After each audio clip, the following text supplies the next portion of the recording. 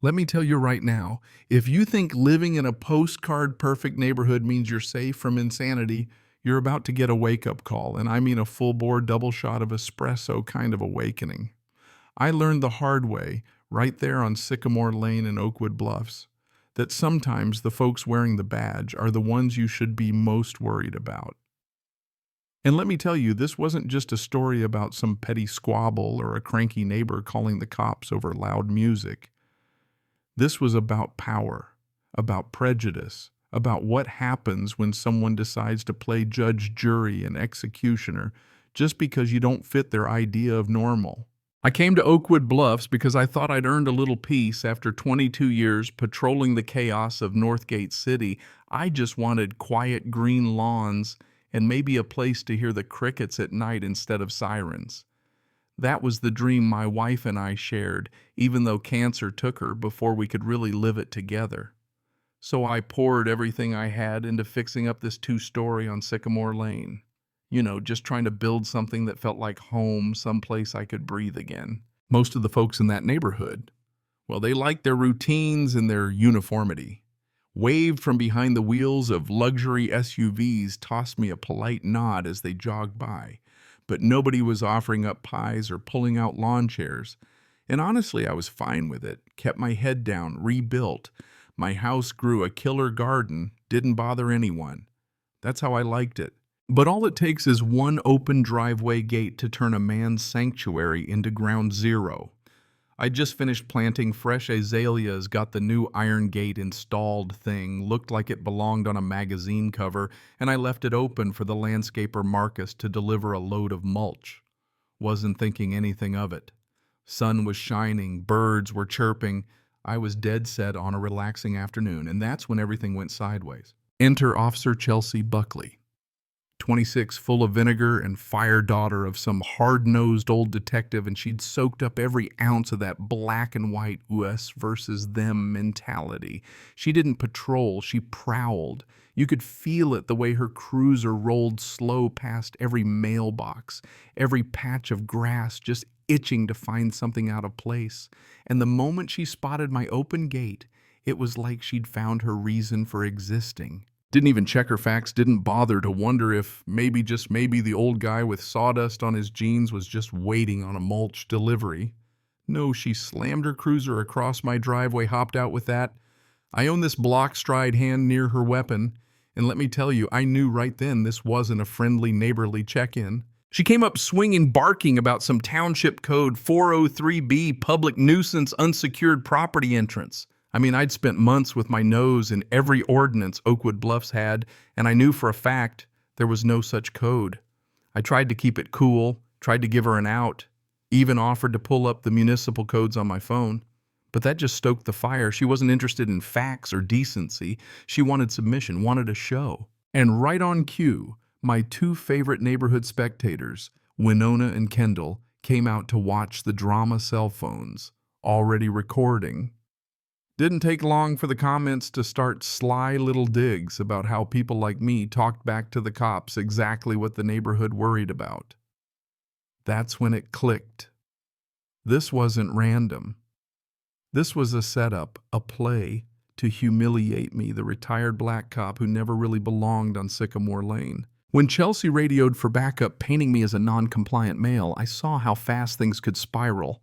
The choice was clear: any hint of resistance, any flash of anger, and suddenly I'm the dangerous man in handcuffs on every neighbor's Facebook feed. So I put my hands up, kept my voice even, watched as two more officers rolled up Keith and Jay, guys I'd worked with years back on a task force. The recognition was instant, their hesitation obvious, but in the end they followed orders. The cuffs bit into my wrists, my neighbors cheered, and just like that, I was the villain in a story written by a woman who'd decided she was the law. The station felt like every other holding cell I'd ever seen from the other side, cold, sterile, indifferent. Hours passed. No charges read, no explanation, just a long, humiliating wait. When they finally gave me a phone call, I called my son Kyler. And let me tell you, my boy may have left the badge behind, but he fights for justice with a legal pad and a briefcase. Don't say a word, Dad. I'm coming, and I'm not coming alone. Kyler walked into the station like he owned it, his associate Jenna firing off legal threats before the desk sergeant could finish his crossword. When Chief Gomez, the man running the show, tried to smooth things over, Kyler let him have it: body cam footage, arrest report, every scrap of evidence. And wouldn't you know it, the footage was accidentally deleted, a data syncing error. Sure, like I was born yesterday. But they forgot about one thing: the Ring camera I'd installed on my front porch. Caught every minute of Chelsea's tirade, every fake code, every word she spat as she walked me to her cruiser, including the venomous "not in my neighborhood." That was the moment the story broke wide open. Kyler uploaded the footage and the world responded like a pack of wolves on a scent. Within hours, it was viral: news trucks on my lawn, civil rights leaders on the phone, Oakwood Bluffs exposed for what it really was. My neighbors Winona and Kendall got their 15 minutes of shame faces plastered everywhere, their snide remarks dissected on talk shows. The chief's little house of cards started wobbling. Keith and Jay, the backup officers, watched their own reputations go up in flames and finally decided they weren't going to be silent anymore. They reached out to Kyler, spilling everything: other incidents, other complaints buried by the chief. Then we got the tip ask about the Neptune protocol, hidden archives. Nothing's ever really deleted. Jenna, our tech ace, dug into the department's digital records, and suddenly we had proof not just of my wrongful arrest, but a pattern, a criminal conspiracy top to bottom. Kyler subpoenaed Axon, the body cam company, and cornered them in federal court. Their tech, Evan, had to admit it on the stand. Somebody had logged into the system, and on Gomez's voice authority had the footage wiped. There was no glitch, no accident, just a deliberate cover-up. The courtroom erupted.